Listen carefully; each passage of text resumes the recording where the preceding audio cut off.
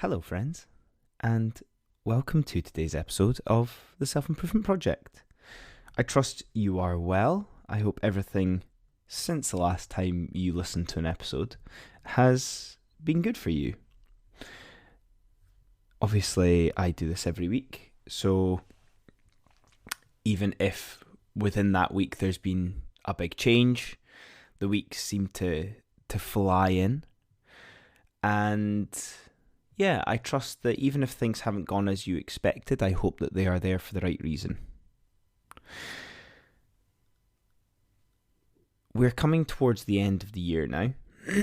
This naturally creates a sense of reflection, a sense of planning, and I think it's important to lean into this as we continue to analyse where we are in life, what we want to achieve, what opportunities lie ahead of us. Or is there something new that we need to dive into over the next few months or get ready to dive into over the next few years? Something I've definitely learned in the last few months with this baptism of fire of having a child is one of the best ways to live is just by being on and feeling alive. Don't get me wrong, there will be moments of solitude, moments of reflection, but I feel like these can sometimes be phases of life. I'm very much more attuned to the feeling of electricity, feeling of energy, feeling of continually going with any momentum or energy that exists. A few months ago, I did loads of episodes on doing things that make you feel alive. And I have to say, at this stage in life, it definitely feels like leaning into that brings a lot of contentment, a lot of satisfaction. Whether it's things that you manage to achieve or whether the fact that you're just proud that you're living that way. I want to, slightly related, I want to talk about an idea that is going to be completely specific to every individual, so completely for you. And it's going to be completely defined by yourself as well. Now, I want you to take a moment to pause, to just take a step back. Take a step back in your life and look at every different pocket that exists. I believe that one reason, or one main reason, that we can feel miserable in life at our current situation is that we are too focused in on something that doesn't matter. When we take a step back and look at the bigger picture, it actually helps guide us in those things that don't matter. We can either disregard them or realize how insignificant they are in the grander scheme of things.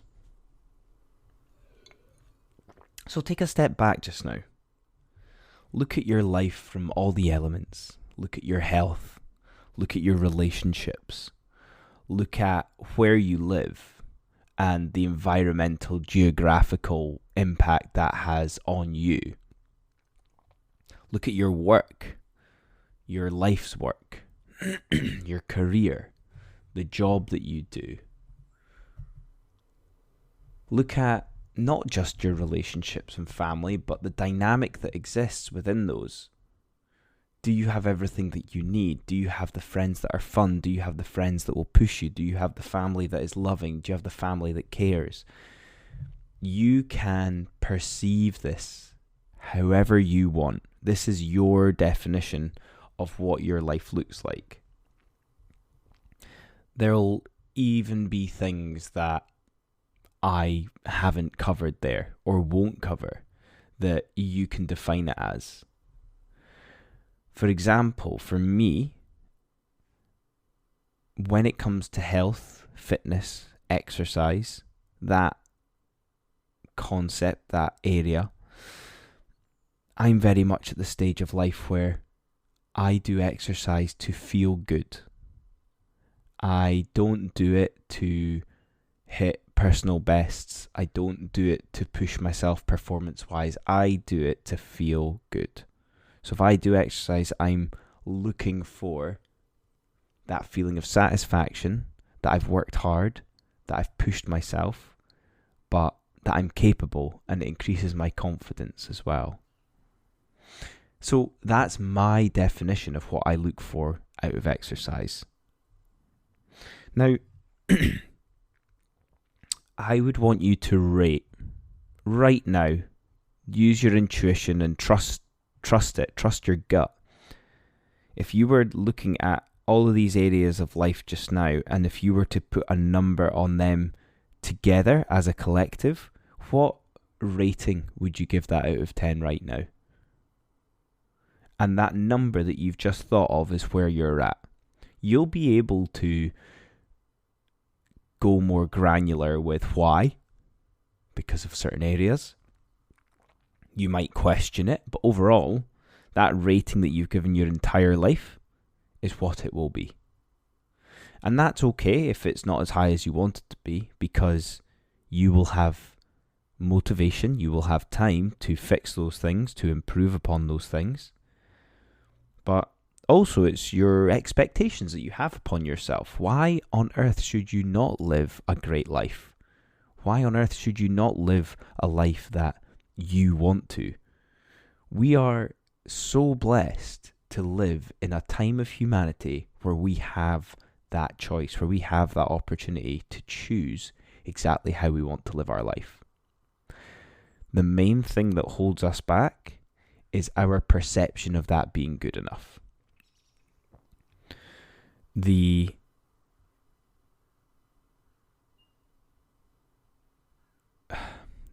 way that social media creates misery in our lives is not how we should exist. We are actually putting ourselves through torture by trying to achieve and strive to achieve these arbitrary things that people think that they want in life.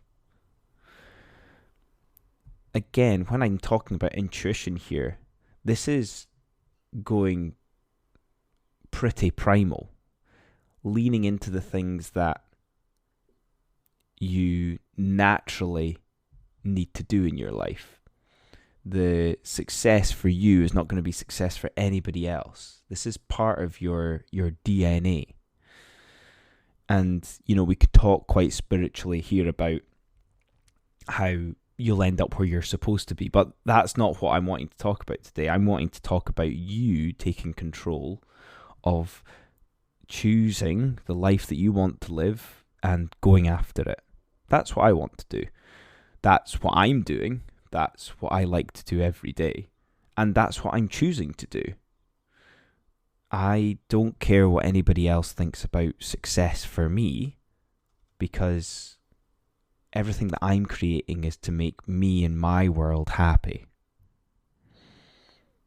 So that's that rating that you've given yourself. You need to then split it into those areas that matter to you, like I was saying, with your health, with your relationships, with your career, with your life's work, all this sort of stuff. And the easiest way to get a clear picture of where you are, why you're there, and what you want is simply by describing the ideal situation in one sentence. I gave you an example with my exercise, what I'm looking to get out of it. I can go into the further detail because I have that clarity around what I want. For example, at the moment, I'm really leaning into doing sprints once a week because that is giving me the output that I want from my definition of what I want out of that area of life. I'm trying to do some bodyweight stuff in between that. I'm cycling most days to work, which, yep, if you've been listening for years, I still do that. So this is my definition of an ideal situation. I take pleasure in knowing that that will amuse some people in the world, thinking that those life goals are not ambitious enough, that is not getting enough out of life. But what it does for me is it allows me to be happy. It allows me to be content. It allows me to know that I'm living a life that I want to. So it might sound like a lot of work, but it's a truly introspective exercise that's going to allow you to chip away at creating a life that you want. Now, you need to describe and be able to describe your ideal situation with each area of life. Yes, having a life philosophy is good, but that's not going to allow you to paint the picture of what makes you happy. If you can't describe what you want in each area of life, then you're always going to be at the mercy of unhappiness. You're always going to be at the mercy of not having purpose. You're always going to be at the mercy of not having things in those areas of your life that make you feel alive.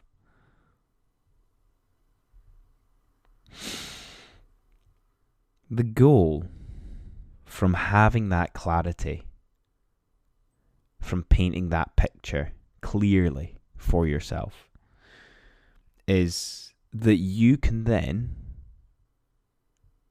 if you were to look at it from a 100% point of view, you want to be aiming for that area of your life to be in the top 1% of your definition of that. What do you need to tweak? What do you need to alter to be able to achieve that? What do you need to remove from that area to be able to elevate it more? The top 1% of people in the world is a common narrative that is painted around success. But this is all objective stuff that people are using to measure it, which ironically ends up rendering useless in the grand scheme of being happy and living a life that you want. You're always at the mercy of others. This is a call or a calling to define the top % of your life. You're only playing against yourself. It's just a one-player game. Never compare your life to anybody else's in this situation. Whatever anybody else wants, whether it's that they want to look fantastic and look ripped, or whatever social media portrays now as being normal, if you are using that as your definition, you're never going to be happy. You're never going to feel content with whatever you achieve. The happiest people that you will ever meet will be the recluse kind that are just chipping away at the things that they want to work towards continually in life. They'll never bow to the games that others play. They'll never bow because they know that they can't even compete, because that's not even what it's about. Mastering each area of your life for your definitions for what you want is all you need to do. And you know that this is not forever. This will evolve. Again, going back to my description of exercise at the moment, that's going to evolve. I'm going to try and build on it, but I'll probably get injured at some point. Something else will probably come up in my life that might try to disrupt it.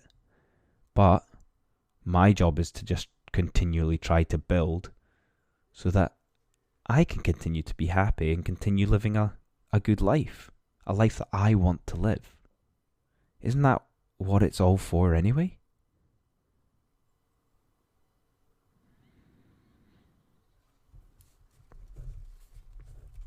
Guys, I'm going to close there today. I trust that will have given you enough to ponder, to consider. And as always, write to me if there's ever a striking of inspiration that you want to share.